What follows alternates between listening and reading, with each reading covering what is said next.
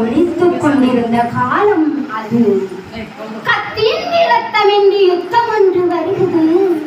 சத்தியத்தின் நித்தியத்தை நம்பும் யாரும் சேருவீர் என்ற நாமக்கல் கவிஞரின் வரிகளைப் போல காந்தியடிகளின் தலைமையிலே சத்தியத்திற்காக போராடினர் இந்தியர்கள். ஆம், எத்தனை போராட்டங்கள்!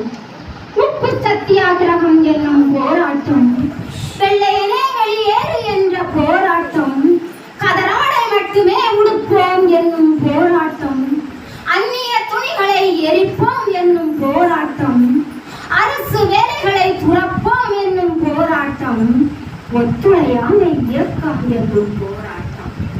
அத்தனை போராட்டங்களையும் அகிம்சை ஒன்றையே கையில் எடுத்து நம் தேச தந்தை மகாத்மாவின் தலைமையில் நடந்தது. அதற்கு முடிவாக 1947ஆம் ஆண்டு ஆகஸ்ட் மாதம் 15ஆம் நாள் மவுண்ட் பேட்டன் பிரதிவினால் இந்தியாவிற்கு விடுதலை அறிவிக்கப்பட்டு விடுதலை காற்றை சுவாசிக்க ஆரம்பித்தனர் நம் முன்னோர்கள்.